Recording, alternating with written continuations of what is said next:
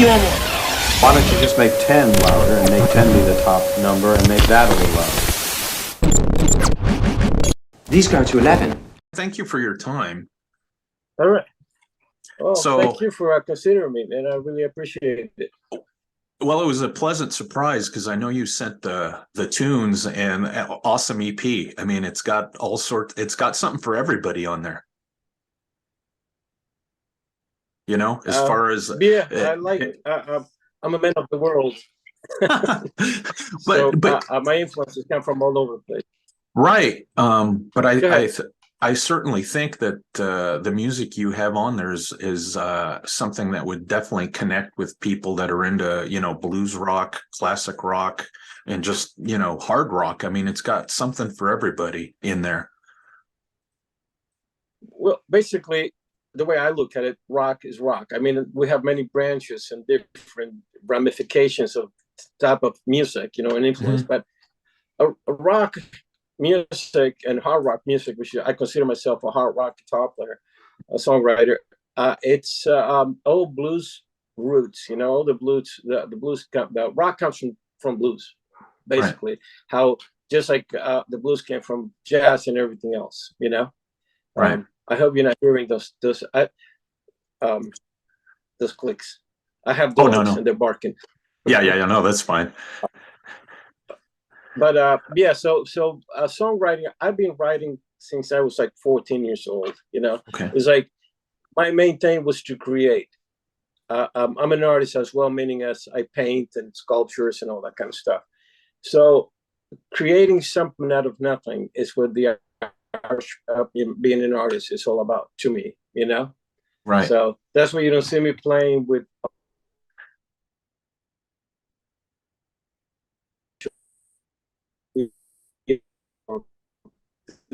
cover, you know. And when we also song, so basically that's what this album falls into. And Ruben Williams, the singer and also co-writer, great lyricist, his influence come from all over the place as well. He was born and raised in Louisiana, so he's got a lot of that blues from here. That very Paul Rogers type of singer as well. Right. I really dig his voice, but so basically that's how that Gallus Rex came all about. You know, the new EP. Sure. It's a real fun. It's a really funny story behind the name of it. If you're interested in knowing. Yeah. I was going to ask you about the name because it's pretty unique. Well, Ruben was into. he lives in a big place, right? In a nice area, but he loves chickens. Oh. And he had this collection of roosters and chickens, all fancy and stuff, you know. And then when Ida came, they took them away. You know, actually his house was destroyed. We suffered some damage here as well.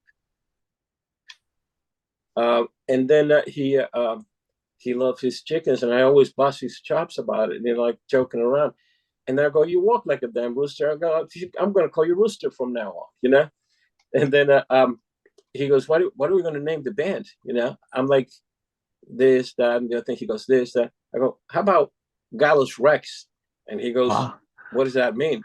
That means King Rooster in Latin, you know. Okay.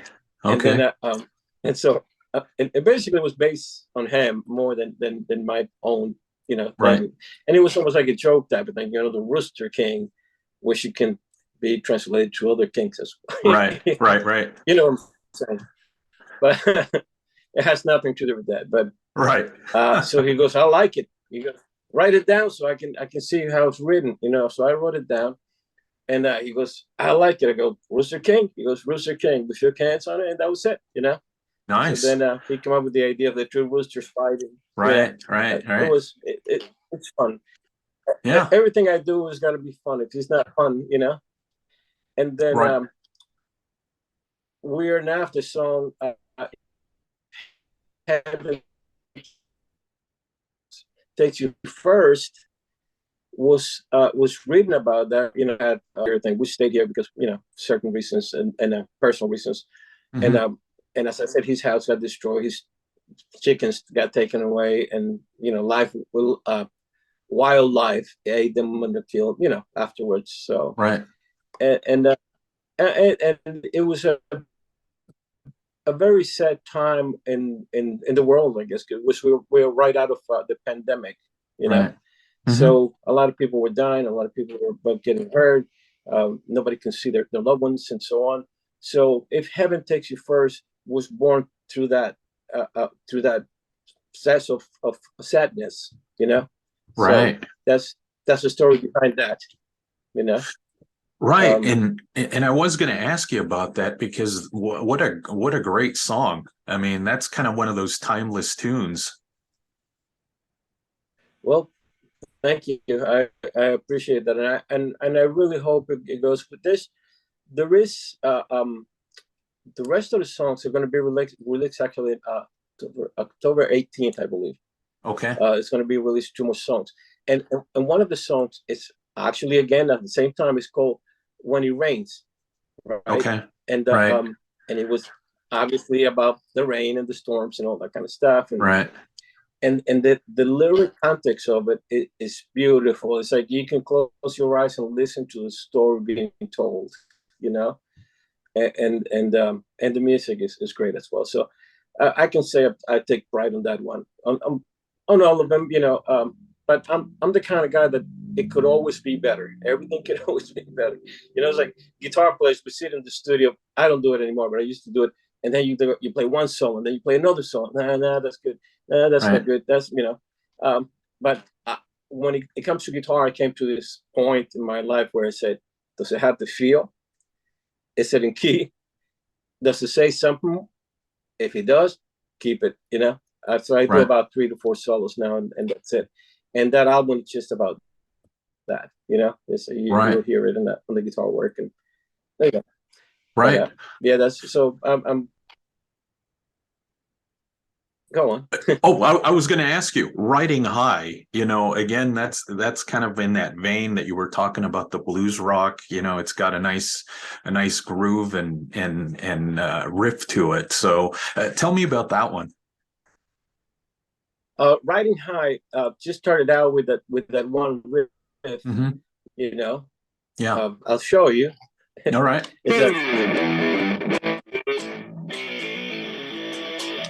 Started with that riff, and then we took it from there, and it could be about many things. Right. It's like when you in the music industry, right? I hate calling it the industry, Right. because it's all about heart and soul for me. But it's a business, so we got to deal with that part as well. Mm-hmm. Like you could be all the way down, it can be all the way up within weeks, days, and that's how we live our lives, as musicians. So Riding High, it's about all that. It's also about, if you let your imagination take you, you'll see that it says a lot of times, dealing with the needle. So it's talking about addictions and stuff Right. that certain people have. Mm-hmm. I thank God never had an addiction. Well, except for the ladies, But there you go. Yeah, that could get you in trouble too, huh? Yeah, but I'm sure she'll understand.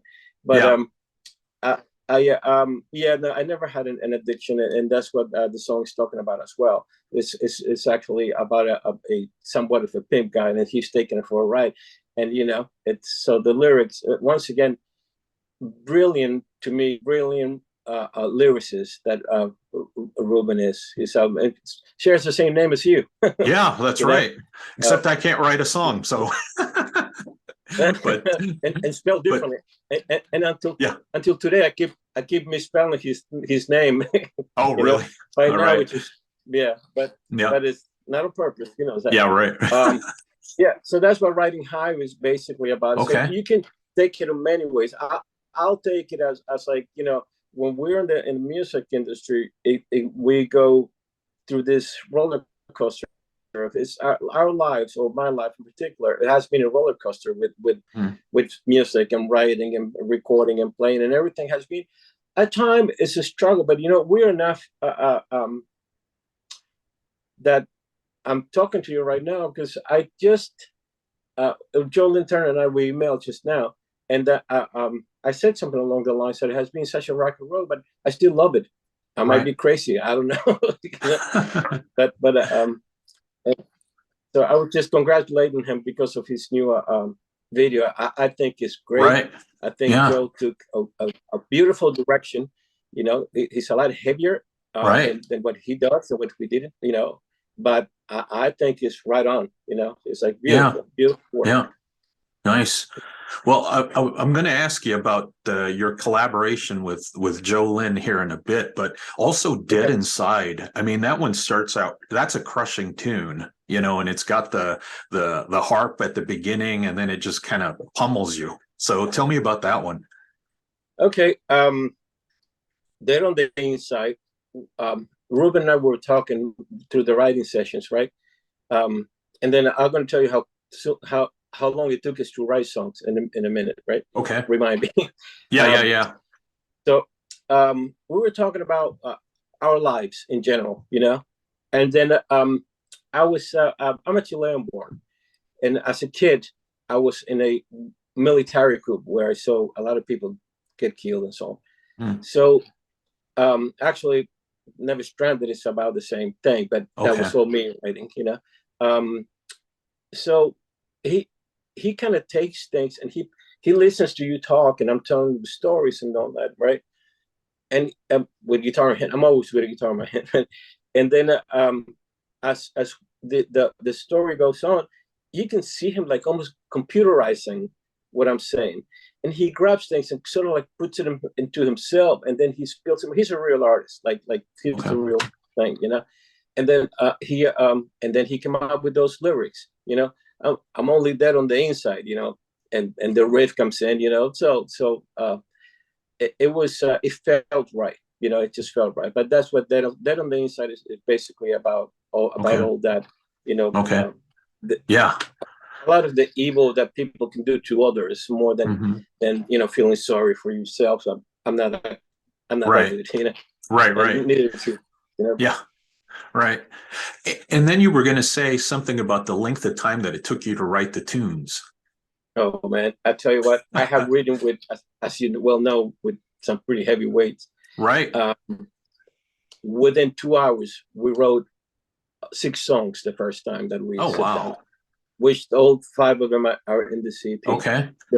And the second day we sit down and write, we wrote 5 songs, and so on. So the amount of songs that we have is humongous. You know, it's like the amount that I have on my own. I'm talking about probably thousands, because I write every day. You know, it's not that I make it a point. It's just like some people get up and go to work and this and that. I get up and I go to write and play. You know, and I've just I don't know if it could be a privilege that it is a privilege to be able to do that, and you know, I'm very grateful for it.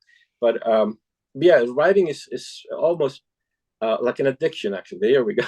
Okay, there you go. It's an addiction, and playing as well. Like I cannot be without playing, you know. Okay. And I feel naked without a guitar in my hand, you know. So it's like you talk about security blanket. This is mine. You know? Okay. So at least I'm honest about it. Yeah, right. Because you said you tend to write pretty regularly, right? Like, so I guess you're playing every day. Yeah, I do. Okay. I do every single day. If I don't do it, I feel guilty, actually. So and it's like working out. It's like sure. I usually walk 4 miles every day to try to stay in some kind of a shape. Sure. Yeah. No, that's that great. Is not around.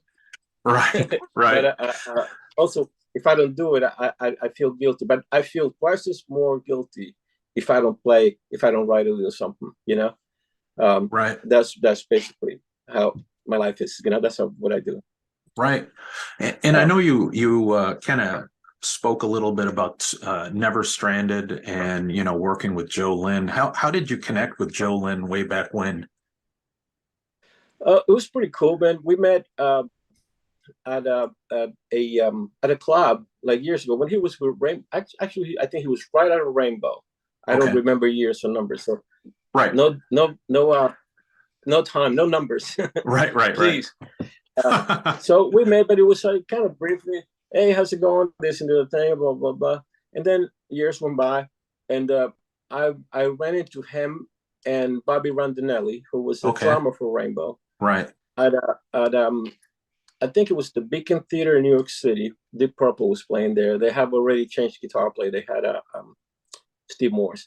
Oh, okay. And I'm talking to Bobby Rondinelli outside, and then Joe comes up, "Hey man, how's it going?" And just go, "Hey," so we said hello and all that kind of stuff. And I'm thinking, I'm looking, and both of them, I'm thinking, I go, "Wow, man, I got like these two guys are two of my favorite freaking singers and drummer of all time, you know." Right. And like, in my imagination, I can like start putting a band together. You know, all I need is a great bass player and maybe a keyboard player. But so time went by, and when we got in touch, you know, we swap numbers and all that kind of stuff. And I call him up, Julian, and I started talking. And he goes, I go, "You know something, man? I always wanted to do a remake of Devil Woman by Cliff Richards, right?" Mm-hmm. And when I said that, he goes, "Oh man," he goes, "I always wanted to do a remake of that song." You know, so I'm like, "Well," he goes, "We got to work together." And that's how the whole thing started. We never did the remake. Never did the remake, but oh well. But at least we come out with something stuff. I think it's more important to do your own things anyway. Right. Would you still be interested in tackling that song then at some point if you had a chance? We are enough. I'm doing it. Oh, really? Oh, cool. Nice. I'm doing it, and it's but I'm singing it. Okay. And I've been talking to a couple of singers. I might ask Ruben to do it. I don't know. But and it sounds really cool. Actually, Phil Barone from Saigon Kicks. Oh, right. Is playing drums on the demo. Oh, no kidding! So wow. At one point or another, I would like to do it. Okay. It's in my studio already. It's in my recorded most of it. And I've been talking to this singer called Kelly Killings. I don't know if you're familiar. Oh yeah, he's Baton Rouge and Michael Schenker, right? Correct. Yeah. Correct. Nice. And George Lynch, he played whatever. Okay, that's right. Whatever, but I don't know how far. Yeah, I don't know how far that's going to go. To be honest with you, you know, there's a few things here and there that have to be tackled prior to us start working. This industry again, and I say industry with regrets in some way. It kind of bothers me. Right. It's not as simple as you know, getting a job with someone or other place, and it's pretty. It gets complicated at times, you know. Right. I wish it wasn't, but unfortunately, it is. Yeah. But yeah, so that song is in the burners. It's like you know, and it sounds. I tell you one thing, it sounds really cool the way I'm doing it. Oh, nice. Because nice. I'm doing it. I'm doing a drop D, which means the low E is in the lower okay. Tone. Oh wow. You know, so it sounded really cool. Right. But yeah, the song is definitely in the burners right now. Right. And then the other thing is, you know, I know when I spoke with Joe Lynn, we were talking about The Usual Suspects, which you have some co-writes on there. What was it like writing with Joe Lynn? And then also, I guess the follow-up to that is, why you didn't appear on the record, but your songs did? Yeah, well, that was a little bit of something. First, we did the Never Stranded thing, and then like every person that worked together with others, you got some issues and stuff. So it happened that I just grabbed my songs and went and did. Joe did some work on Never Stranded as well. He not just only sang, but I credit him with some lyrics as well. So but then we had a little something, whatever. It's not even worth talking about. Joe's like my big bro. But, you know, it's like we're cool. We have been. I love the guy, and I know that the feeling is mutual because we constantly email and, you know, we talk. Right. But from the Usual Suspect, I was really into doing it, but then I go like, you know, something I just want to keep. I'm going to keep that as a writer, which I do not like because I write to play. You know, it's like my expression. That's my art. But I've said, like, you know, and Joe was, you know, he said he already had the band put together, but it was more his manager than him, for what I understand. But, you know, has been a bit for a while, and he did call me to play a lead on "Live in Love Again," Okay. and I kind of I can't say I blew him off. I just wasn't interested for some reason, you know. Once again, Okay. I wasn't too thrilled about the production of it. If you listen to my version of "Live in Love Again," which was produced by my son Eric Mm-hmm. LeCar, you'll see the difference. So it's I don't like anything that emulates other bands, Okay. and I felt that song was trying to be too much like Aerosmith. I love Aerosmith, one of Okay. my favorite Right. bands ever. Right. Steven Tyler's like my male role model. You know what I mean? Since I was very young, my father left when I was young, so I have no male role models. And Right. Steven Tyler and Mick Jagger, like kind of in my imagination, kind of took the place. Right. So take it from there. That's how crazy I am. Well, how warm my mind could possibly be, you know? Right. Right. Right. But yeah. So no, I didn't play. He did ask me. He did ask me to play on "Live and Love Again," but it was. I'm completely cool. He's cool with it, you know. Once again, I'm so glad that he's doing great, and he looked fantastic, and the whole image, everything, just working beautiful for him. But back to the Never Stranded thing. Never Stranded was a song that, if you listen to the lyrics, you know, it's when I was 14 years old. It's when I've been on my own since I was 14. Oh wow. So Yeah. it's So everything is very real. Yeah. Right. Right. Right. So okay, cool. So I think what we'll do is we'll plug the new music that you have out, because I think it's great. I mean, there's something for everybody in there. Still, again, you know, typically I don't lean more towards the ballads, but man, that if Heaven Takes You First is stellar. Well, Really enjoy it. I really enjoy it. I'm more of a hard rocker kind of guy too, as well. I like rocking, you know. Right, but there's something about that tune. Like I said, it just seemed to me, it just seems like it's one of those timeless tunes that you can listen to 10 years from now, and it's still going to be pretty current, you know. Well, I hope so. Right. You know. Yeah. Fantastic. I hope so, and we have a lot more songs, and I would like to go into the studio. I'm doing this whole thing with overseas right now. You know, this whole propaganda, and it's a propaganda bad word. Campaign maybe. Campaigning. Yeah. Right. Campaign. They're doing a campaign, and I hope you finally tour, like, you know, certain countries. And that'd be cool. Here in the United States, you know, you're in Oregon, right? Yeah, I'm in Oregon. Yeah, correct. Yeah. And you know, I think I think out in this area, stuff like you know, music, you know, like you said, blues influenced hard rock is big. You know, I mean, I think they have a blues fest out here, which has some harder rock bands, you know, some indie artists. I mean, it's a big draw in this area, anyways. Well, I'm in it. Yeah. You'll be there you go. host. Yeah, no kidding. You know, we'll probably reconnect again at some point. I think when you have new tunes, definitely hit me up again and we'll have another discussion. But before I cut you loose, the one thing, being that you're a veteran artist, the one thing I'm going to ask you with here to close is, what kind of advice would you give to a new up and coming musician artist? Because you're an artist, well-rounded, you know, that you paint, you write, you play music. What kind of advice would you give somebody starting out or wanting to get into the music, like you said, industry, right? Yeah, industry. Well, if you don't love it, leave it. Pretty simple. Yeah. You know, yeah. Right. And in other words, it's a rocky road, and you have to travel it, you know. Yeah. But keep your nose clean, you know, meaning as if addictions and all that kind of stuff, you gotta put that aside. Right. The main thing is your instrument, is your art. Right. You know. Yeah. You know, drugs are just gonna screw you up. It's one more wall that you have to break to get to anything. Right.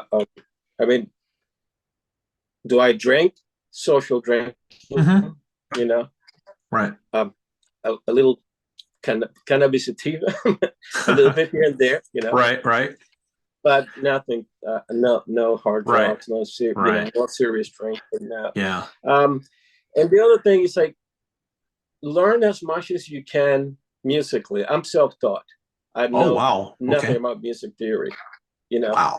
But if you keep your mind and your talent within the instrument itself and try to say something instead of like, you know, playing 1,000 miles notes a second, it's great to do that. Don't get me wrong. I love some shredding at times, you know, but more than the technique, use the technique to say something with it.